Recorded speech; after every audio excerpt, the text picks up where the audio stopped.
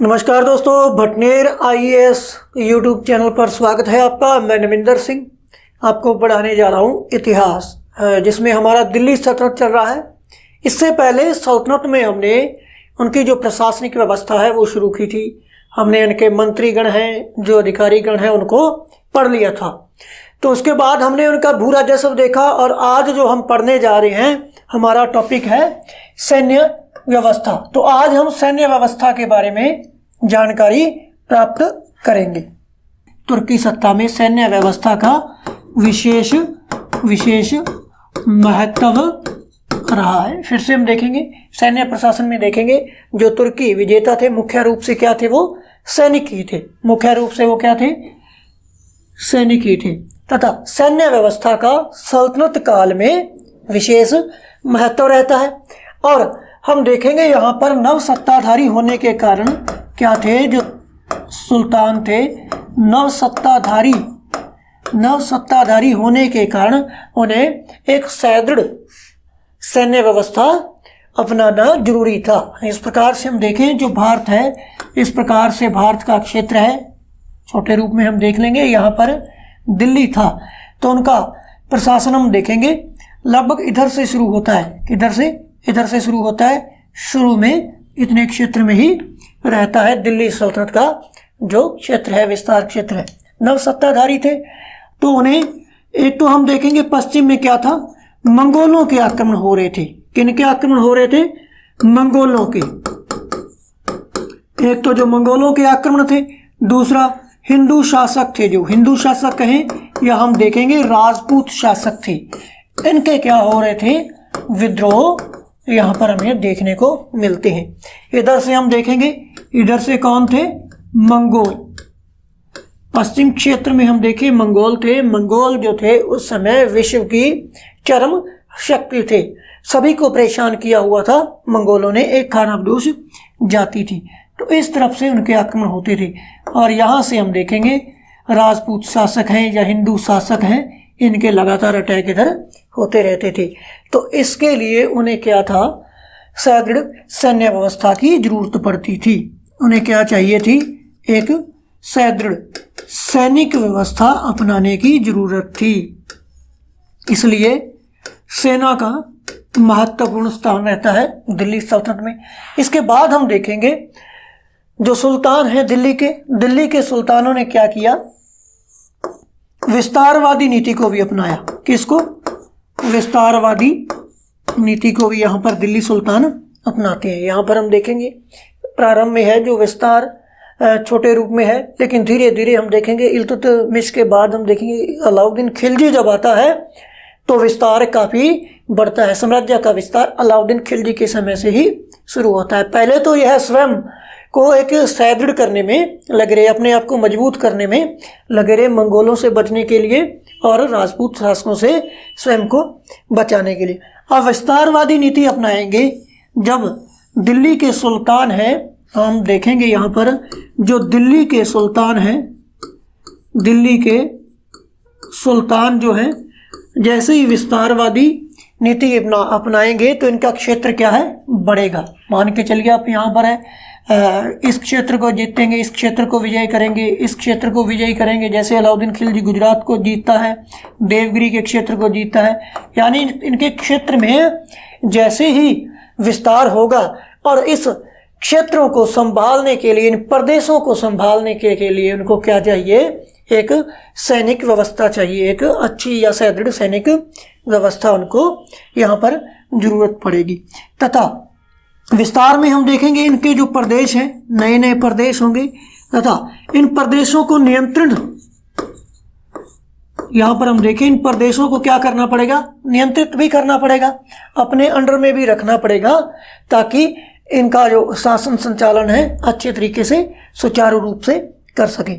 तथा इस शासन संचालन के लिए वो क्या करेंगे, शासन संचालन के लिए या सुचारू रूप से हम देखेंगे, सुचारू रूप से अगर शासन संचालन करना है, शासन का संचालन करना है, तो इसके लिए उन्हें एक सैनिक व्यवस्था की आवश्यकता पड़ेगी। किसकी आवश्यकता पड़ेगी, सैनिक व्यवस्था की आवश्यकता पड़ेगी इन प्रदेशों के नियंत्रण के लिए। तो यहाँ पर हम देखेंगे कुतुबुद्दीन ऐबक के समय भी हमने पढ़ा था, क्या पढ़ा था कि जो सल्तनत है शुरू में एक फौजी जागीर की भांति थी, क्योंकि यहाँ पर जो बहुसंख्यक लोग हैं, हिंदू हैं, शासक हिंदू हैं, तो उन्हें अपने को मजबूत रखने के लिए क्या चाहिए था, अच्छे सैनिक चाहिए थे, तथा सेंटर में भी, केंद्र में भी यह सेना रखेंगे। फिर हम उसके बाद देखते हैं अपने प्रदेशों को नियंत्रित करने के लिए ये क्या करते हैं, जो इनके सेनापति हैं, कौन है, सेनापति हैं, सेनापति के अधीन इनके प्रदेश होते हैं। मान लो ये कोई प्रदेश है, वो सेनापति के अधीन रहता है, और जिसके यह प्रदेश अधीन रहता है उसे क्या कहेंगे, या तो उन्हें अक्तादार कहा जाता था, अक्तादार, और दूसरा उसे वली भी कहा जाता था, मुक्ता भी कहा जाता था, और एक सेना रखते थे। अब यहाँ पर हम देखेंगे इनके नीचे क्या होती थी, सैनिक होते थे, सैनिक होते थे, तथा अक्ता का या प्रांत का ये शासन का संचालन करते थे। अब शासन का संचालन करेंगे तथा जिस अक्ता में या जिस प्रदेश में यह रहेंगे उसका प्रशासन चलाएंगे, तो वहां से क्या करेंगे, लगान भी वसूल करेंगे। पहले हमने पढ़ा है अक्ता को, लगान भी वसूल करेंगे, लगान वसूल करके उसका खर्चा जितना भी सैनिक पर आता है वो यहीं से प्राप्त करके सैनिकों पर अपना खर्चा करेंगे, बाकी का सेंटर को भेज देंगे। तो इस प्रकार से था, हमने देखा किस प्रकार से उन्होंने अपने विस्तारवादी नीति को अपनाया, प्रदेशों को नियंत्रित कैसे किया, अन्य क्षेत्र को कैसे नियंत्रित किया, सेनापतियों के माध्यम से, अक्ता के माध्यम से इन्होंने ऐसा किया। फिर उसके बाद हम देखेंगे इनका जो सैनिक व्यवस्था है कहाँ से शुरू होता है। सैन्य व्यवस्था का आरंभ हम देखें तो दिल्ली के सुल्तानों में हम देखेंगे, दिल्ली में सल्तनत काल में हम देखें, सल्तनत काल में सैन्य व्यवस्था का आरंभ है, जो सैन्य व्यवस्था, सैन्य व्यवस्था का आरंभ कहाँ से होता है, किसके काल में होता है, तो ये आरंभ होता है इल्तुतमिश के काल में। किसके काल में होता है, इल्तुतमिश के समय में हमें दिल्ली में जो है सैन्य व्यवस्था का आरंभ देखने को मिलता है। तो यहाँ पर हम देखेंगे केंद्र में क्या होता था, एक सेना होती थी, केंद्र में सेना होती थी, सेना रखी जाती थी, तथा इस सेना को क्या कहा जाता था, हस्म ए कल्ब, किस नाम से जाना जाता था, हस्म ए कल्ब के नाम से जाना जाता था, जो केंद्र में सेना रखी जाती थी। अब इल्तुतमिश के समय क्या होता था, जो दास थे, हम यहाँ पर देखेंगे दास थे, उनको बड़ा महत्व दिया जाता था, या गुलाम। इल्तुतमिश के समय क्या होता था, यहाँ पर हम देखें जो दास सैनिक होते थे, यहाँ पर हम देखेंगे दास सैनिक होते थे, या कौन थे, गुलाम सैनिक होते थे। इनका क्या था, विशेष महत्व था, इनका क्या रहा, विशेष महत्व रहा। इसका कारण क्या था, जो दास है, जो गुलाम है, इनको ज़्यादा महत्व देने का क्या कारण रहा, क्योंकि उस समय नव सत्ताधारी होने के कारण जो इनके साथ अमीर या सरदार आए थे उनका जो वर्चस्व था बड़ा था, तथा सुल्तान न तो उनसे अलग हो सकता था और न ही उनके साथ मनमाना व्यवहार कर सकता था। तो वहाँ पर ज़रूरत क्या पड़ती थी, सुल्तान और अमीरों के बीच जो है उनका संतुलन बनाए रखने के लिए जो उनके दास या गुलाम सैनिक होते थे उनको महत्व दिया जाता था, उनके प्रति वफादार होते थे, उन्हें अलग अलग मंडियों से खरीदा गया होता था, तो सुल्तान के प्रति वो बड़े वफादार होते थे। यहाँ पर विशेष महत्व का कारण क्या था, विशेष महत्व का कारण था अमीर और सरदार। जो अमीरी हम यहाँ पर हम देखेंगे, जो अमीर होते थे, अमीर कहेंगे या कहेंगे सरदार होते थे दिल्ली सल्तनत में, उनका सुल्तान के साथ, जो सुल्तान है, सुल्तान के साथ संतुलन बनाए रखने के लिए, संतुलन बनाए रखने के लिए प्रयास किया जाता था। क्या किया जाता था, प्रयास किया जाता था। इस प्रकार से था जो इनकी सैनिक व्यवस्था की शुरुआत होती है। तो इसको हम फिर से देख लेंगे। फिर से इसको रिपीट कर लेंगे। जो हमारी सैन्य व्यवस्था है, सैन्य प्रशासन में हम देखेंगे, यहां पर हमने देखा जो तुर्की विजेता थे मुख्य रूप से क्या थे, सैनिक थे। मुख्य रूप से तुर्की विजेता सैनिक ही थे तथा सैन्य व्यवस्था का दिल्ली सल्तनत में क्या था, विशेष महत्व रहा। विशेष महत्व रहने का कारण नवसत्ताधारी होना ही था। नवसत्ताधारी होने के कारण उन्हें सैन्य व्यवस्था अपनानी पड़ी, सैनिकों का सहयोग जरूरी था। उस समय होता क्या था, मंगोलों के आक्रमण होते थे। हिंदू या राजपूत शासक है, हमने देखा यहाँ से मंगोलों के आक्रमण हो रहे हैं, यह भारत का क्षेत्र है। नीचे हमने देखा जो हिंदू शासक हैं इनके विद्रोह हो रहे हैं। तो इन विद्रोहों से बचने के लिए, अपनी सत्ता को बनाए रखने के लिए भारत में क्या था, एक सुदृढ़ सैनिक व्यवस्था की आवश्यकता थी। यहाँ पर भी सैनिक व्यवस्था की आवश्यकता थी। फिर हम देखेंगे इन्होंने क्या किया, विस्तार नीति, जो इनकी विस्तारवादी नीति, इसको भी अपनाना था। ये तो नहीं है दिल्ली सल्तनत के क्षेत्र में बैठे हैं, उसी पर बैठे नहीं, कोई टिकने देगा। लेकिन धीरे धीरे इनकी जैसी सीमाएं बढ़ती जाएंगी, विस्तार करते जाएंगे, तो इनके नियंत्रण में नए प्रदेश आएंगे दिल्ली सल्तनत के। तो उनको नियंत्रित करने के लिए भी इन्हें किसकी आवश्यकता थी, सैनिकों की आवश्यकता थी। सैनिक जरूरी थे, सैन्य व्यवस्था जरूरी थी। तथा इन प्रदेशों में वो क्या करते थे, इन प्रदेशों में क्या करते थे, अपना सेनापति होता था जो इनके अधीनस्थ होता था, इस प्रदेश में या इस क्षेत्र में शासन का संचालन करता था, जिसे अक्तादार या वली कहा जाता था, जिसके नेतृत्व में यह प्रदेश रहता था, नियंत्रण में प्रदेश रहता था। तथा वह सेनापति एक सुचारू रूप से प्रशासन का संचालन कर सके, उसके पास भी एक सेना की आवश्यकता थी और सेना को देने के लिए वेतन की भी आवश्यकता थी।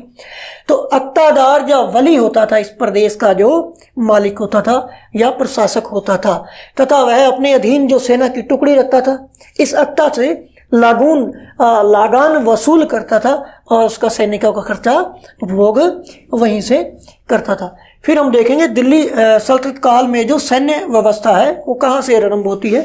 शुरू में हम देखेंगे वो आरंभ होती है इल्तुतमिश के समय से। सैन्य व्यवस्था किस शासक से आरंभ होती है, इल्तुतमिश से, क्योंकि कुतुबुद्दीन ऐबक को तो समय ही नहीं मिला, ना तो उसने अपने नाम का खुतबा पढ़वाया, ना ही सिक्के अंकित करवाए, ना ही उसने सुल्तान की उपाधि धारण की।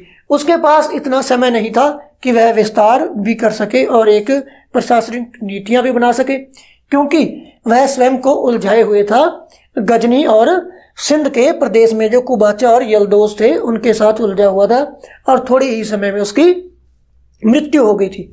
यही कारण था कि वह अपनी प्रशासनिक जो गतिविधियां हैं उनको गति नहीं दे पाया। फिर इल्तुतमिश के समय हम देखेंगे सैन्य प्रशासन की शुरुआत होती है। तो इसमें जो केंद्र में सेना रहती है इसे क्या कहा जाता है, हस्मे कल्ब कहा जाता था, जो केंद्र में सेना थी। और उसके बाद हम देखें तो इन सेना में किसका मुख्य रोल होता था, उसमें होता था जो दास होते थे या गुलाम सैनिक होते थे, इनका विशेष महत्व था। विशेष महत्व होने का कारण क्या था, जो अमीर या सरदार होते थे ये क्या थे, उस समय प्रभावशाली थे। क्या थे, प्रभावशाली थे।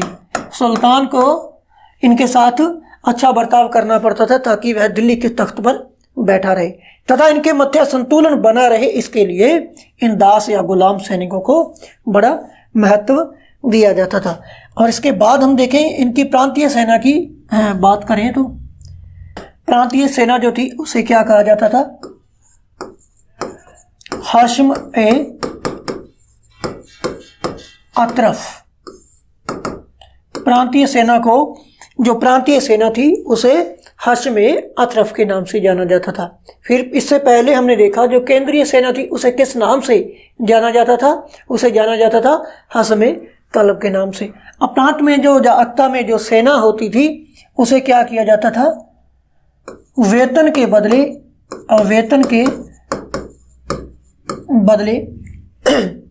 क्या दिया जाता था, वजह या जागीर भी कह सकते हैं, ये दिए जाते थे।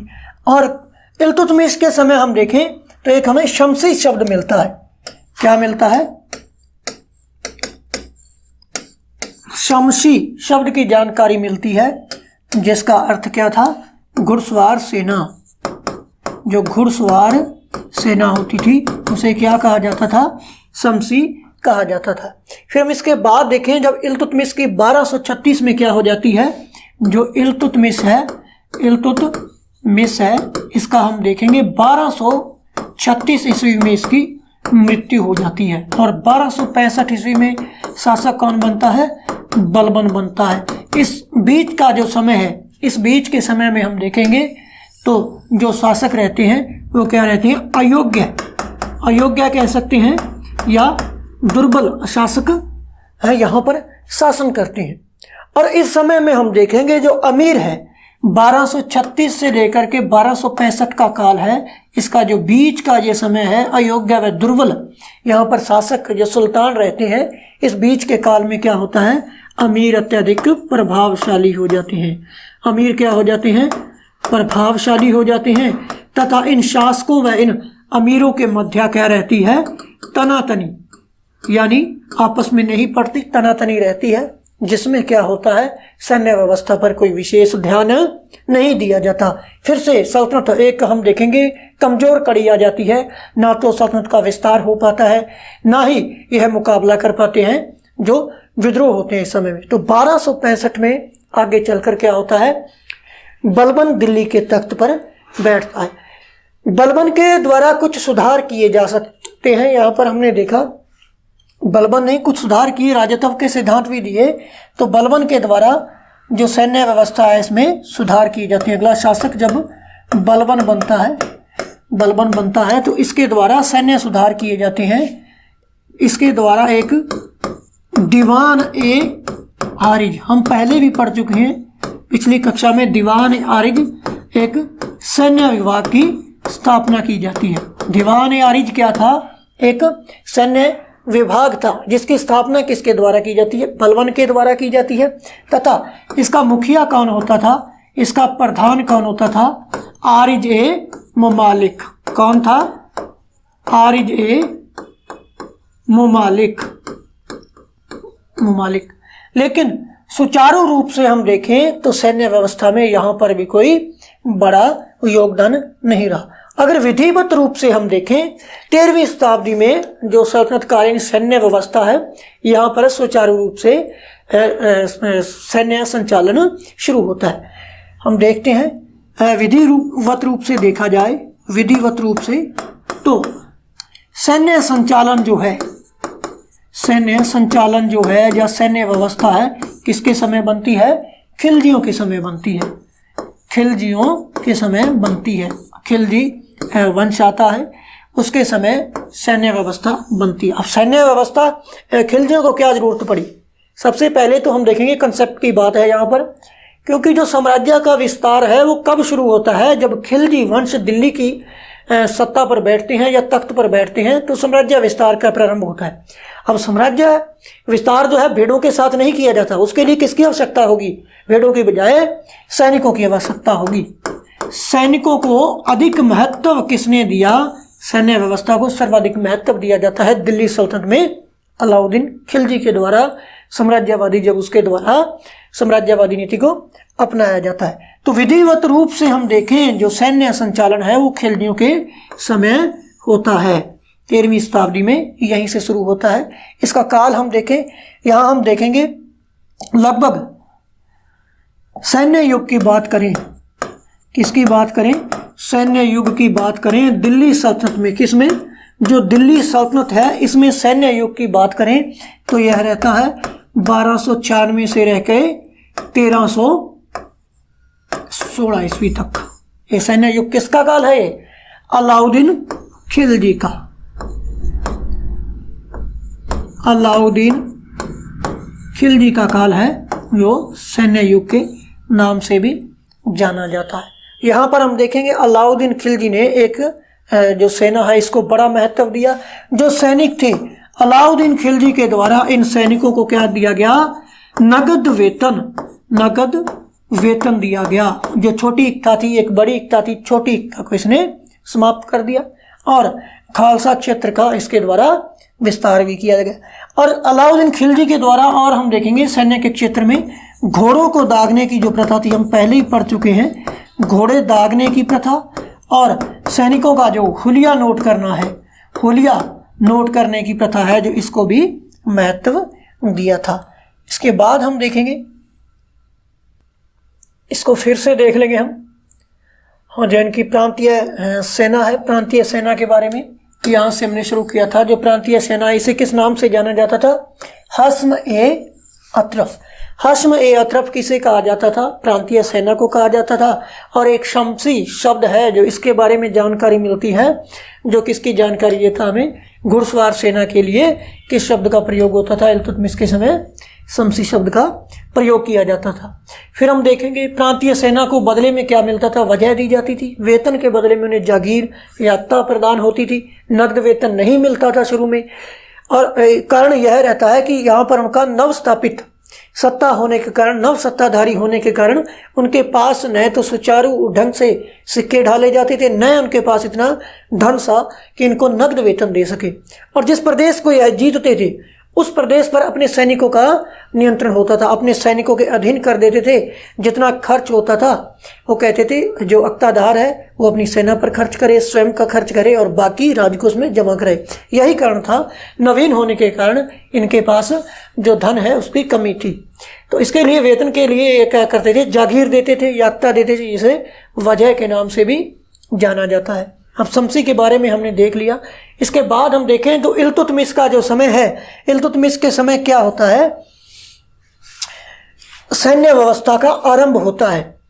पीछे तो हमने देखा कुतुबुद्दीन ऐबक था जो स्वयं को गजनी से अलग करने में लगा रहा, लेकिन थोड़ा बहुत अगर आरंभ देखें सैन्य व्यवस्था का तो किसके समय होता है? इल्तुतमिश के समय ही होता है।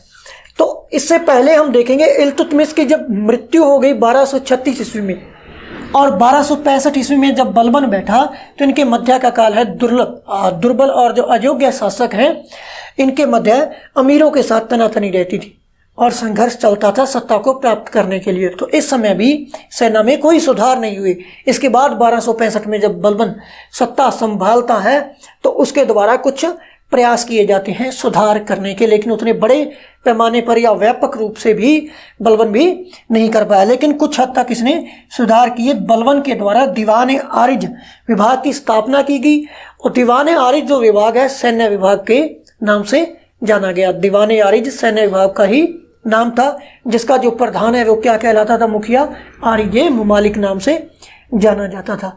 अब विधिवत रूप से देखा जाए, देखने योग्य बात है, विधिवत रूप से, फिर से मैं बोल रहा हूँ, जो विधिवत रूप से सैन्य का संचालन है या सैन्य व्यवस्था है वो कब आरंभ होती है? खिलजियों के समय आरंभ होती है। ठीक है, खिलजियों के समय हम देखें, अलाउद्दीन खिलजी के समय हम देखें तो केंद्र में एक स्थायी सेना का गठन, यहाँ पर एक शब्द आता है स्थायी। स्थायी शब्द सेना के लिए यहाँ पर आ जाए तो हमें ध्यान रखना है किसको? अलाउद्दीन खिलजी को। किसे याद रखना है? अलाउद्दीन खिलजी को। उससे पहले देखें आरंभ कहाँ से होता है? इल्तुतमिश से। अगर सैन्य विभाग की स्थापना की गई, किसके द्वारा की गई? बलबन के द्वारा की गई। अगर बात की जाए स्थायी सेना का गठन या केंद्र में स्थायी सेना किसके द्वारा रखी गई? अलाउद्दीन खिलजी के द्वारा रखी जाती है। तो दिल्ली में सैन्य युग का जो आरंभ है 1296 से लेकर 1316 ईस्वी तक माना जाता है। अलाउद्दीन खिलजी का जो समय है या कालखंड है जिसके समय साम्राज्य विस्तार शुरुआत होती है। दक्षिण भारत को अलाउद्दीन खिलजी सबसे पहले देवगिरी पर आक्रमण करता है। किसके समय? किसके समय करता है? ग्यासुद्दीन जलालुद्दीन खिलजी के समय करता है, जो इसका चाचा भी था और ससुर भी था, उसके समय आक्रमण करता है। और दक्षिण भारत पर पहला आक्रमण किसके द्वारा किया गया? अलाउद्दीन खिलजी के द्वारा किया गया, दिल्ली सल्तनत के समय में। अगर सुल्तान की बात की जाए तो उस समय सुल्तान कौन रहता है? दिल्ली का सुल्तान रहता है जलालुद्दीन खिलजी रहता है। अब साम्राज्य विस्तार अलाउद्दीन खिलजी के द्वारा दक्षिण में शुरू किया जाता है। उसके बाद हम देखेंगे सबसे बड़ा साम्राज्य है जो किसका रहता है? दिल्ली सल्तनत का मोहम्मद बिन तुगलक का रहता है। तो जो अलाउद्दीन खिलजी है इसने क्या किया? सेना को नकद वेतन देना शुरू कर दिया। अब इसके पास नकद वेतन देने का कारण क्या था? या दक्षिण में जाता था, खूब ऊंट और हाथियों पर सोना लाद कर लाया जाता था, हीरे जवाहरात इतने लाद कर लाए जाते थे कि यह रास्ते में ही धन बिखेरता चलता था। इतना हम कह सकते कि इतना धन था दक्षिण भारत में। जब यह लूट कर लाते तो सुनने को मिलता है कि 30-30 हजार ऊंट होते थे, उन पर सोना या हीरे जवाहरात लदे होते थे। तो यही कारण था, इनके पास अब प्रदेश भी बड़ा हो गया था, इनके पास धन भी ज़्यादा हो गया था। तो क्या करेंगे, ये नगद वेतन देंगे। कंसेप्ट की बात यहाँ पर है, नगद वेतन देने का कारण क्या था, यही था। इसकी जो स्थिति है यहाँ पर सुधार हो चुका था सल्तनत काल की। घोड़े के दागने की प्रथा है, हुलिया नोट करने की प्रथा है। और स्थायी सेना, केंद्र में स्थायी सेना का गठन किसके द्वारा किया जाता है, अलाउद्दीन खिलजी के द्वारा किया जाता है, इंपॉर्टेंट है। इसके बाद हम देखेंगे सेना की प्रकार कितनी थी। जो सैनिक हैं या सेना है, सैनिक कितने प्रकार के होते थे, तो मुख्य रूप से हम देखेंगे 4 प्रकार के थे। पहला तो हम देखेंगे, एक तो सुल्तान की सेना होती थी, निजी सेना होती थी सल्तनत काल में। दूसरा हम देखेंगे प्रांतीय सेना होती थी, कौन सी, प्रांतीय सेना होती थी। तीसरा हम देखेंगे यहाँ पर तो समय सेवक भी होते थे और अस्थायी सेना भी होती थी, कौन सी थी, अस्थायी सेना थी। और चौथी बात करें तो समय सेवक भी थे। इस प्रकार से सैनिकों के प्रकार 4 प्रकार के यहाँ पर सैनिक थे। अब सुल्तान की सेना हम देखेंगे, जो सुल्तान था नंबर 1 पे देखेंगे। यहाँ पर सुल्तान है, जो सुल्तान के जो निजी सैनिक होते थे, सुल्तान के जो निजी सैनिक थे, इन निजी सैनिकों में हम देखेंगे एक तो शाही अंगरक्षक होते थे। क्या होते थे, शाही अंगरक्षक, या हम कहेंगे जो दास सैनिक होते थे, गुलाम सैनिक होते थे, इसके निजी सैनिक होते थे। अब जो सुल्तान की निजी सेना है, हम यहाँ पर देखेंगे जो सुल्तान है, सुल्तान की निजी सेना है, इसे क्या कहा जाता था, खास खेल कहा जाता था। किस नाम से जाना जाता था, खास खेल के नाम से जाना जाता था। अब सुल्तान की जो सेना है वो किसके अधीन होती थी, किसके अंडर में, हम देखेंगे यहाँ पर हमने एक पद पढ़ा था, दीवान ए आरिज। दीवान ए आरिज एक विभाग था, आरिज एक विभाग था, और सेना की देखरेख यही करता था। सेना की देखरेख कौन करता था, यही करता था। जो सेना के हम देखेंगे जो वेतन है, वेतन जो भत्ते हैं, इनका वितरण किसके द्वारा किया जाता था, दीवाने आरिज के द्वारा ही किया जाता था। उसके बाद हम देखेंगे जो सेना की भर्ती है, इसके द्वारा ही की जाती थी, दीवाने आरिज के द्वारा ही। उसके बाद हम देखें तो हमें देखने को मिलती है प्रांतीय सेना, जिसके बारे में हम पहले भी पढ़ चुके हैं। दूसरे नंबर पे आती है प्रांतीय सेना। अब प्रांतीय सेना किसके अधीन होती थी, अक्तादार, एक प्रकार का सेनापति हम देखेंगे, अक्तादार के अधीन प्रांतीय सेना होती थी। इसे हम देखेंगे वेतन के बदले में क्या मिलता था, जागीर या अक्ता प्रदान की जाती थी, भूमि प्रदान से की जाती थी। उसके बाद हम देखेंगे तीसरे नंबर पे हम देखेंगे सेना कौन सी रहती है, अस्थायी सैनिक रहते हैं। कौन से रहते हैं, अस्थायी सैनिक रहते हैं। अस्थायी सैनिक ऐसे होते थे जैसे होता क्या था, युद्ध के समय अचानक कोई युद्ध होता है, युद्ध के समय जो सामान्य लोग थे जब प्रजा थी, उनको क्या किया जाता था, सेना में भर्ती किया जाता था, सेना में भर्ती किया जाता था। उन्हें क्या कहा जाता था, अस्थायी सैनिक कहा जाता था। उसके बाद हम देखेंगे नंबर 4 कौन सा है, समय सेवक। समय सेवक, अब समय सेवक कौन थे, समय सेवक हम देखेंगे वो मुसलमान थे जो हिंदुओं के विरुद्ध क्या थे, हिंदुओं के विरुद्ध युद्ध में भाग लेते थे, युद्ध में भाग लेते थे। क्या करते थे, हिंदुओं के विरुद्ध युद्ध में भाग लेते थे, जिसे क्या कहा जाता था, जिहाद। जिसे क्या कहा जाता था, जिहाद। जिहाद का अर्थ है धर्म की रक्षा के लिए किया गया, धर्म की रक्षा के लिए जो युद्ध किया जाता था उसे इस्लाम में क्या कहते थे, जिहाद कहा जाता था। फिर से हम यहाँ पर देख लेंगे, यहाँ पर हम देखेंगे जो सेना है, सेना के 4 प्रकार हैं। एक तो सुल्तान के सैनिक होते थे, एक प्रांतीय सेना होती थी, और दूसरा क्या होता था, समय सेवक होते थे। इसके बाद हम देखेंगे अस्थायी सेना होती थी।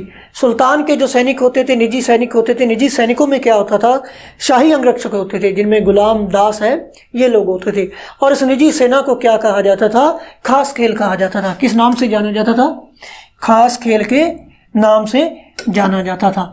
और जो सुल्तान की सेना है या पूरी सेना है उसकी देखरेख कौन करता था? दीवान आरिज का जो प्रधान है आरिज मुमालिक करता था। और सेना को वेतन भत्ते हैं जो किसके द्वारा वितरित किए जाते थे? दीवान आरिज का प्रधान दीवान मुमालिक जो है इसके द्वारा किए जाते थे।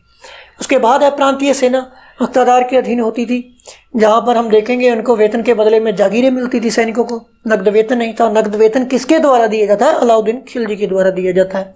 उसके बाद देखें अस्थायी युद्ध के समय अस्थायी सैनिक कौन थे? युद्ध के समय जो सामान्य लोग थे वह भाग लेते थे युद्ध में या भर्ती होते थे सेना में, उन्हें अस्थायी कहा जाता था, वो स्थायी नहीं होते थे। समय सेवक ऐसे मुसलमान थे जो हिंदुओं के विरुद्ध युद्ध में भाग लेते थे, सेना में भर्ती होते थे, जो क्या कहते थे? इसे जिहाद कहते थे। धर्म की रक्षा के लिए किया गया युद्ध था।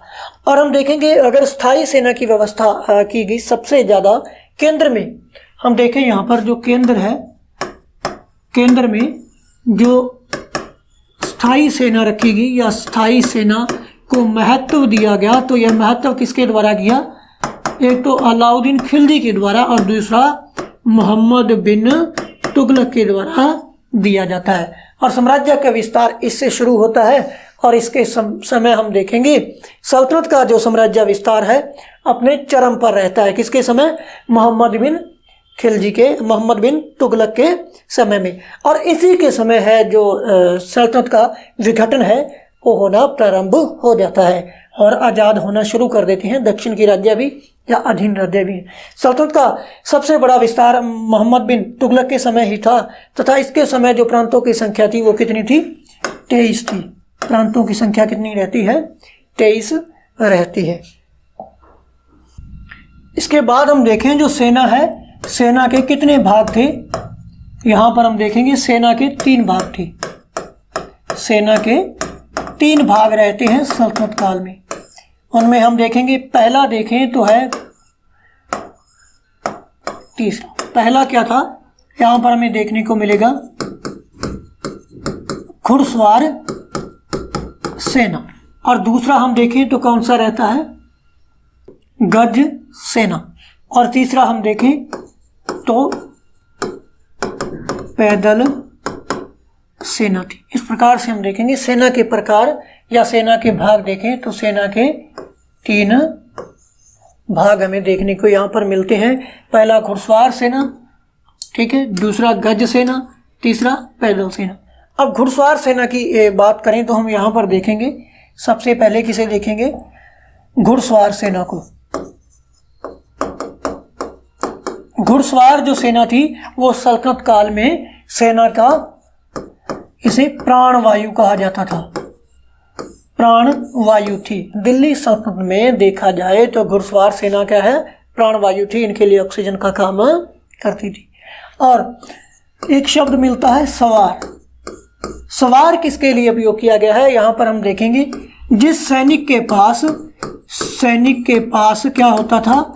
क्या होता था? एक घोड़ा होता था। एक सैनिक के पास अगर एक घोड़ा होता था उसे सवार कहा जाता था या कस्बा कहा जाता था। और जिस सैनिक के पास हम देखेंगे 2 घोड़े होते थे। एक सैनिक के पास अगर 2 घोड़े हैं तो उसे क्या कहा जाता था? दुअस्पा। दुअस्पा शब्द उसके लिए काम में लिया जाता था। अब घुड़सवार सेना का विशेष महत्व था। तो घुड़सवार है जो इनके तबेले होते थे घोड़ों के अलग अलग से, अश्वशाला होती थी।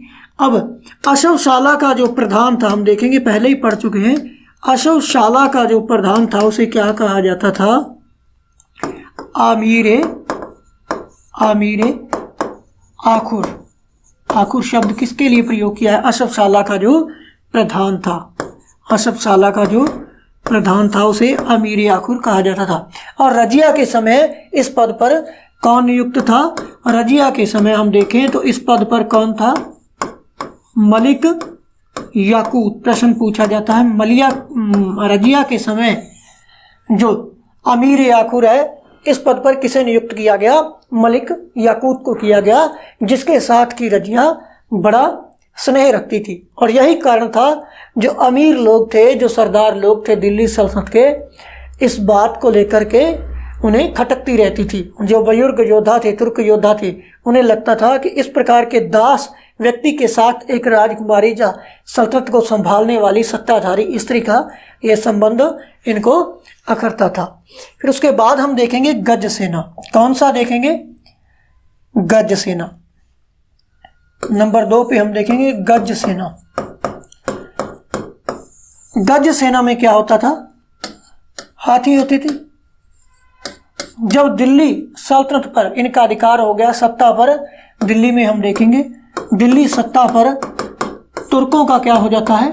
अधिकार हो जाता है। तो तुर्कों ने क्या किया? यहाँ पर आकर के हाथियों को विशेष महत्व देना शुरू कर दिया। सेना में हाथियों को विशेष महत्व दिया।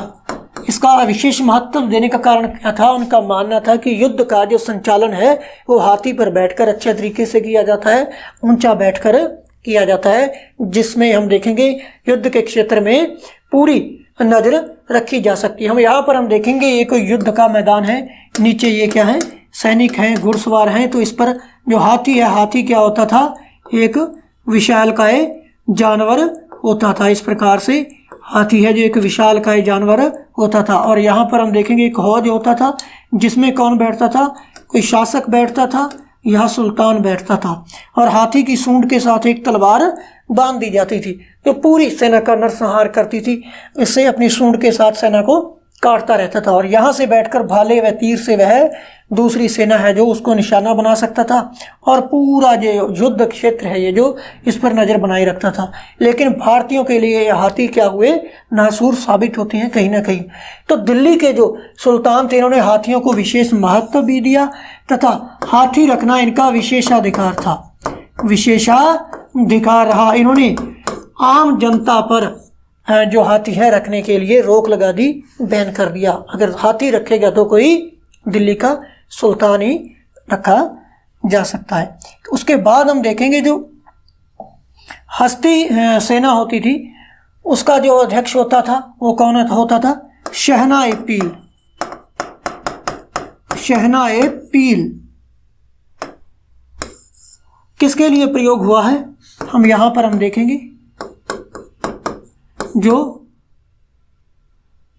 हस्ती विभाग है, हस्ती विभाग है, उसका प्रधान क्या कहलाता था? शहनाए पील कहलाता था। उसके बाद हम देखेंगे पैदल सेना के बारे में। पैदल सेना कौन सी सेना थी? पैदल सेना थी। तीसरे नंबर पे है पैदल सेना। और इस पैदल सेना को क्या कहा जाता था? पायक कहा जाता था। पायक कहा जाता था। किस नाम से जाना जाता था? पायक के नाम से भी पैदल सेना को जाना जाता था। और दूसरा हम देखें जो दिल्ली सल्तनत में जो सेना थी, जो सेना का संगठन होता था वो दशमलव प्रणाली के आधार पर होता था, जो किससे प्राप्त की गई थी? किसका अनुसरण किया गया था? मंगोलों का। हम यहाँ पर हम देखेंगे जो सल्तनत का सैन्य संगठन है वह किस पर आधारित था? किस पर आधारित था? किस पर आधारित था वो? दशमलव प्रणाली पर। दशमलव प्रणाली पर इनका जो सैन्य संगठन है इस पर आधारित था। और यहाँ पर हम देखेंगे घुड़सवार सेना को बड़ा महत्व दिया जाता था। अलाउद्दीन खिलजी के समय 4,75,000 घुड़सवार उसकी सेना में थे। और दास लोगों को भी बड़ा महत्व दिया जाता था सेना में। सर्वाधिक दास हम देखेंगे किसके समय रहते हैं? फिरोज शाह तुगलक के समय। उसने एक दास विभाग की भी स्थापना की थी, जिसमें उनकी देखरेख अच्छी तरीके से हो सके। फिर से हम देखेंगे इनके जिस प्रकार से हम देखें इनकी घुड़सवार सेना होती थी। यहाँ पर हम देखेंगे युद्ध के क्षेत्र में क्या होता था इनके, जैसे पैदल सेना है, पैदल सेना इस तरीके से युद्ध में लड़ती थी, इस तरीके से युद्ध में लड़ती थी। तो बीच का जो रास्ता है यह खाली छोड़ा जाता था। एक पीछे जो सैनिक टुकड़ी है उसको रखा जाता था। वो क्या होती थी? घुड़सवार होती थी, घुड़सवार सेना होती थी। तो ये घुड़सवार सेना अचानक ही इस रास्ते से अटैक करती थी सामने दुश्मन को पस्त करने के लिए। तो बीच में ये रास्ता होता था। इनके पास हम देखेंगे और भी तकनीकी थी। इनके समय तोप खाने का प्रयोग हमें सुनने को मिलता है, लेकिन वास्तविक रूप से देखा जाए तो तोपें उस समय नहीं थी। इनके पास गोले फेंकने की या पत्थर फेंकने की क्या थी, पत्थर फेंकने की क्या थी, एक मशीनें थी, जिसमें जहरीले सांप बिच्छू पकड़कर या गोले या कांटेदार कोई वस्तुएं इनमें डाली जाती थी और इनके द्वारा दुश्मन पर फेंक दी जाती थी। इस प्रकार से थी इनकी सैन्य व्यवस्था। इसको फिर से देख लेंगे हम देखेंगे यहाँ पर फिर से देखेंगे सेना के कितने भाग थे। सेना के 3 भाग थे। तीनों भागों में हम देखेंगे, पहले देखेंगे घुड़सवार सेना थी, दूसरा हम देखेंगे गज सेना थी, तीसरा हमने देखा पैदल सेना थी। तो घुड़सवार सेना को सल्तनत काल में इनका प्राणवायु कहा जाता था। जिस सैनिक के पास हमने देखा एक घोड़ा था उसे क्या कहा गया, सवार कहा गया। जिस सैनिक के पास 2 घोड़े होते थे, एक सैनिक के पास 2 घोड़े दुअस्पा कह जाती थी। और यहाँ पर हम देखेंगे जो घुड़सवार सेना होती थी, जो घोड़ों की हम देखेंगे अस्तबल होता था, अश्वशाला होती थी। अश्वशाला का जो प्रधान रहता है अमीर आखुर, उसे कहा जाता था। अमीर आखुर रजिया के समय कौन था, मलिक याकूत था। इसके बाद हम देखेंगे जो गज सेना है, गज सेना में क्या होते थे, हाथी होते थे। दिल्ली सत्ता पर जब तुर्क बैठे तो इन्होंने क्या किया, जो हाथी हैं इनको विशेष महत्व दिया तथा विशेषाधिकार बनाया इन्होंने हाथी रखने का। इनके अलावा कोई भी व्यक्ति हाथी सल्तनत में नहीं रख सकता था, क्योंकि युद्ध का संचालन है, इन्हें लगता था कि हाथी पर बैठकर अच्छे तरीके से होता है। उसके बाद हम देखेंगे जो शहनाए पील है। शहनाए पील क्या होता था, हस्ती विभाग का, जो हाथियों का अलग से विभाग था या हाथियों का बाड़ा होता था, उसका जो प्रधान होता था शहनाए पील होता था। उसके बाद तीसरा भाग आता है सेना का पैदल सेना। अब पैदल सेना को क्या कहा जाता था, पायक कहा जाता था। क्या शब्द काम में लिया गया है उसके लिए, पायक शब्द काम में लिया गया। अब सल्तनत सेना का जो संगठन था वो किस पर आधारित था, दशमलव प्रणाली पर आधारित था। और इनके पास हमने देखा गोले व पत्थर फेंकने के लिए तोपें नहीं थी, तोपों के प्रकार की क्या थी, मशीनें थी, जिनमें पत्थर डालकर या जहरीली सांप बिच्छू डालकर दुश्मन की सेना पर फेंके जाती थी। तो इसी के साथ ही इनका जो सैन्य संचालन है हमने देखा सल्तनत काल का, अच्छी तरीके से मैंने आपको करवा दिया है। लगभग प्रश्न यहीं से पड़ जाता है अगर इसको ध्यान से देखा जाए। तो प्रश्न हम देखेंगे यहाँ पर किस प्रकार से पड़ता है। जैसे हम देखेंगे कूट मिलान में प्रश्न आते हैं। जैसे हम देखेंगे यहाँ पर कुछ शब्द रखेंगे, इस प्रकार से प्रश्न बनता है तथा इनके सामने रखा जाता है, इस प्रकार से हम देखेंगे। तो यहाँ पर हम देखेंगे क्वेश्चन बनेगा कूट को सुमेलित कीजिए या इनका मिलान कीजिए या इनको एक दूसरे के साथ सुमेलित कीजिए। सबसे पहले हम देखेंगे जो हश में एक कल्ब है, हश में कल्ब किसके साथ सुमेलित होगा, हश में एक कल्ब शब्द होगा केंद्रीय सेना के लिए। यहाँ पर हम देखेंगे केंद्रीय सेना के लिए, यहाँ पर हम इसे डी बोलेंगे, इसे सी बोलेंगे, इसे बी बोलेंगे, तो यहाँ पर इसे ए बोलेंगे। क्या बोलेंगे, ए बोलेंगे। तो हश में एक कल्ब किसे कहा जाता था, केंद्रीय जो सेना होती थी। तो सबसे पहले डी आएगा, ठीक है। उसके बाद दूसरे में क्या आएगा, हश में अत्रफ शब्द किसके लिए काम लिया जाता था, प्रयोग किया जाता था, प्रांतीय सेना के लिए। तो यहाँ पर क्या आएगा, दूसरे में ए आ जाएगा। इसके बाद आ गया तीसरा। तो शमसी शब्द किसके लिए प्रयोग किया जाता था, शमसी शब्द है जो घुड़सवार होते थे, यानी यहाँ पर आ जाएगा बी आ जाएगा। उसके बाद देखें जो दीवान ए आरिज है, दीवान ए आरिज क्या था, सैन्य एक विभाग था। यहाँ पर क्या आ जाएगा, चौथे में सी आ जाएगा। तो इस प्रकार से हम इसका आंसर देखेंगे, कूट मिलान में देखेंगे तो यहाँ पर हम देखें तो क्या आता है सही, D A B C, D A B C. इस प्रकार के प्रश्न यहाँ पर हमें देखने को मिलते हैं इनके सैन्य विभाग में। यहाँ पर हम देखेंगे सुमेलित पूछेगा या पूछेगा कौन सा असुमेलित है, कौन सा असुमेलित है, तो उनमें इनके नाम हैं जो सही ढंग से उनके सामने लिखे जाएंगे और एक के सामने कुछ गलत लिख दिया जाएगा। तो उस प्रकार से हमें उसे छांटना होगा। तो इसी के साथ ही आज की जो हमारी क्लास है यहाँ पर समाप्त होती है। भटनेर IAS यूट्यूब चैनल देखने वाले सभी मित्रों का बहुत बहुत धन्यवाद और आभार।